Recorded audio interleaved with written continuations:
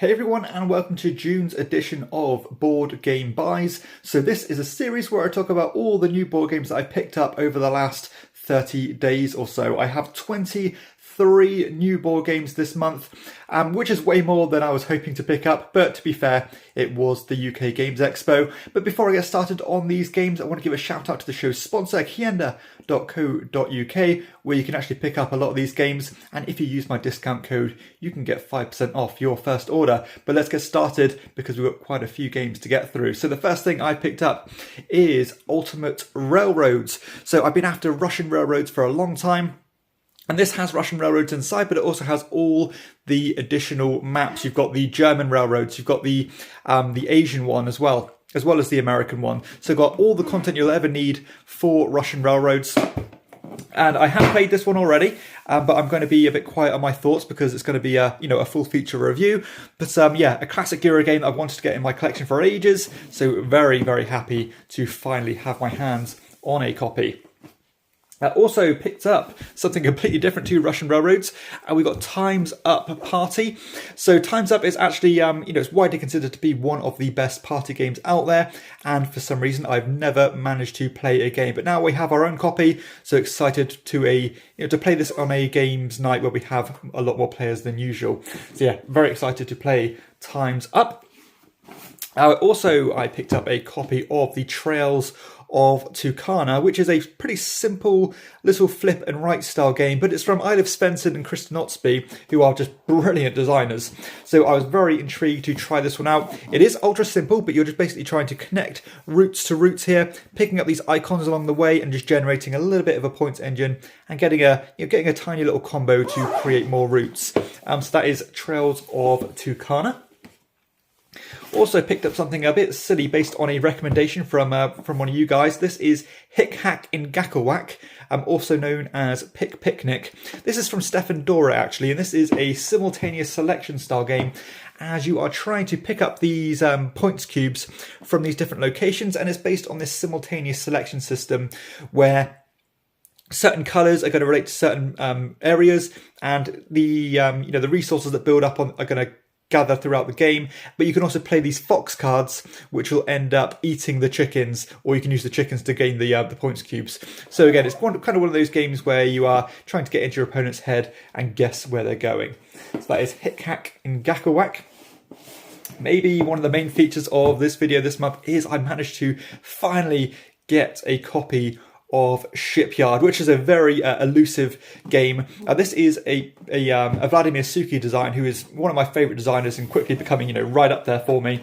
And this is a game that has a rondelle within a rondelle, so absolutely ecstatic to get a copy of Shipyard finally, and I really need to make sure I prioritise getting that one played. Talking about games I've been after for a little while, this one is Messina 1347, another Vladimir Suki design. I've played this one a few times already. I've recorded my review, and who knows, maybe the review will be up by the time I've released this video. But this is his latest design, and it's one where you are basically moving your worker around this grid of hexagonal tiles and using the actions along the way. You're picking up these flames and trying to burn off these play cubes. You're climbing tracks, and you'll have all that kind of Vladimir Suki domino effect, your chain reaction bonus goodness, which I absolutely love. So that is Messina 1347. Also a fulfilled Kickstarter. We've had Pagan, Fate of Roanoke delivered. I've not played this one yet, but this is a two-player asymmetric kind of bluffing deduction style game. It's one person's a witch, one's a witch hunter. Again, I don't really know much more than that, but the visuals of this game look fantastic. Yeah, I love the artwork. So that is Pagan, the Fate of Roanoke. It seems to be getting a little bit of buzz at the moment. And more Kickstarters that have been delivered. These are the Game Brewer games. So this is Hippocrates, which is designed by Alan Orban, who was a co-designer of Trois. But this one I know more about, I know less about than the other one I'm going to talk about shortly. But you're basically building up this kind of network of doctors and you're trying to cure these patients and things. I've heard mixed things about this one, but I love the visuals of it. And believe it or not, this one is a deluxe version, and it doesn't really feel very deluxe, if I'm honest. But we'll get onto that when we get into the reviews. And the same applies to another Game Brewer game. These were delivered together. This is Stroganoff, and quite frustratingly, this has been in retail for a little while, and that happened before the actual backers of the Kickstarter got their own copies. Again, this is another deluxe version, and this one just feels like it's like a fake coffee or something. Not very impressed by the production at all. But who knows, the game could be good. It's by Andreas Stedding. He's a great designer. So, fingers crossed that the gameplay is going to, improve upon the actual production of the game. Also, we picked up another party game. This is Tags, which is a simple word association style game. And we already have a game like this in our collection, but who knows, this could be an improvement on it, as you're basically trying to find a word that kind of matches the two things, like two different categories. Like, for example, one might say, a clothes item that maybe, begins in G or something like that. So, that could be good. Who knows? I've not really heard much buzz about this one, but that is Tags. I always like a good party game. One of my most anticipated games from last year finally come out in the UK. This is Gutenberg, another game I've not played yet, but I am completely familiar with the rules, and it's probably going to be the next game on the agenda to get played. And you know what, reading the rules, I'm very impressed and highly anticipating getting this one played. Pretty light, not terribly heavy, but it sounds like the decisions are there, and it sounds like it's going to be a fun game to play, and it could be a contender, to get my final top 10 of 2021. Another party game we picked up is Absolute Boulder Dash.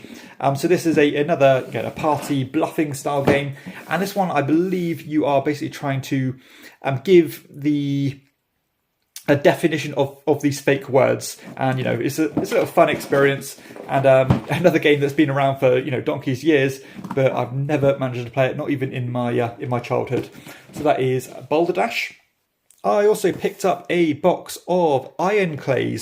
So these are actually really nice poker chips, and I've been after a box of poker chips for a long time, because a lot of the older kind of Euro games I play sometimes come with paper money and things, and it's really horrible to play with. So these are a really nice substitute for that, nice to handle, and I've already got my use out of them. And these were originally the ones that came with the relaunch of the Brass Birmingham and the Brass Lancaster games by Roxley. So yeah, very happy to get these, and I've already used them quite a few times, and they are absolutely lovely to play with.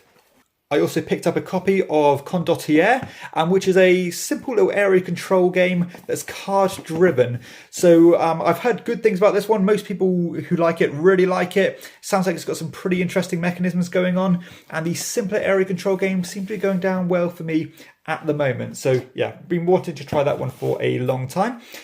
We've also picked up a copy of Night of the Ninja for those game nights with a higher player count. This sounds like a pretty mean social deduction game, but from what I understand, it's really quick. So if you get knocked out of the round, whatever, you're not waiting too long. And apparently the game actually works pretty damn well. So I know I'm willing to give that one a go. That is Night of the Ninja. Also picked up a copy of Welcome to Dino World, which is a roll and write style game about building kind of like a Jurassic Park, basically. And this one, I believe you are using these dice to build these enclosures and generators to keep the enclosures safe. And there's two different modes as well. There's like a basic mode and a more complex mode where you have to manage the security of your little Jurassic Park. But you know what? I'm kind of digging roll and writes at the moment, and hopefully this one does something different. So that is Welcome to Dino World. A bit of an obscure one now. We picked up a copy of, this is called Mouse, Cheese, Cat, Cucumber. Really simple little abstract hidden role style game. I have played it, but again, I'll share my thoughts down the road.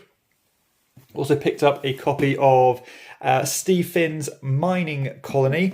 So Steve Finn, weirdly enough, I think he's a bit of a one-hit wonder for me at the moment. Biblios, I think, is a brilliant game, but any other game after that seems to be a bit of a dud. But who knows, this one could be different. I think my brother picked this one up at a good price. I don't really know much beyond that, but always willing to try anything once.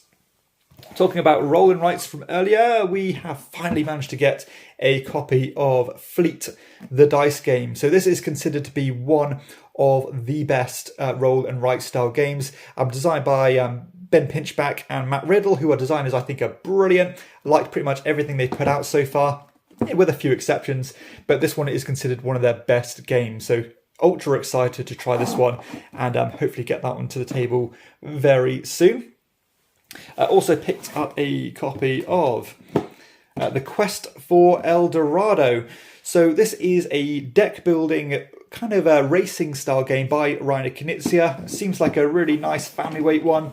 And I kind of like racing games. I like these, traversing all the different terrains by building a deck of cards to be more efficient. And sounds like a lot of fun, and another one that I know is quite a big hit with a lot of families or when you want a lighter experience. So that is The Quest for El Dorado. On to the last few now. We picked up a copy of Madamching. To be honest, I'm a bit skeptical about this one because I'm not a big fan of Bruno Cathala games. I think I've maybe only liked one or two out of his whole catalogue. But this one does seem a bit different to his usual thing. I believe you're managing a hand of cards and you're using this push your luck system to try and travel along this grid to go across the ocean and get points accordingly. I believe there's some take that and stuff in this game which might be something that could taint my experience, but again, I'm willing to give it a try. Something else we picked up is a bit of an obscure one. This is Pay Dirt. This is from the designer who designed Alien Frontiers, which was a game I was lukewarm on at best. But I do like the theme of this one, as you are basically trying to excavate for gold, and you're using this machinery and things, and you're using this kind of towing system by pulling these tokens along these different grids, or these different vertical columns, and when you get it to the other side, you can flip that tile over and see how much gold you've got. But you spend the whole game kind of refining that process, making it quicker and more efficient. So who knows, this could be a sleeper hit because I do like the premise of it, and it sounds fun at least, but we will see how it plays in practice. We also got a Kickstarter delivered of The Gardens. So this is kind of the most recent little puzzly game by Matthew Dunstan and Brett Gilbert. I have already reviewed this one, so you can check that one out if this appeals to you, because the game looks fantastic. I love these visuals, but the gameplay, I must admit, is quite lacking. So I'll leave it at that, but go check out the review if you want to. And finally, the last couple of games haven't been delivered yet, but I have ordered them. And these are Madeira by Watch Your Game. I've been after a copy of Madeira for a long time. Finally managed to find a copy at a reasonable price. So a heavier worker placement, dice-driven game. But Watch Your Games are generally big hits for me. So excited to try that one, but it might be a while because it is quite a heavy affair. And the final game that I've picked up is The Guild of the Merchant Explorers. So this is a kind of flip and write style game. However, you're not physically writing on a sheet, you're just putting these cubes down. You're trying to connect point to point and that kind of thing. But the thing that really appeals to me about this game is the idea that you can unlock these unique powers for yourself as you go on, and these are supposed to massively affect the game. So I'm excited to try it. It sounds quite sophisticated and stripped back and streamlined, and I think that is kind of it's got all the hallmarks to be a hit game for me. So there we go. Those are the 23 games plus some poker chips that I picked up this month. Hopefully there's something here that's piqued your interest, because these games are probably going to feature in my content over the next couple of months. As always, if you have enjoyed the video, please be sure to hit like and subscribe to my channel and check out my other videos too. And for everybody else, I'll see you next time on Chairman of the Board. Bye bye.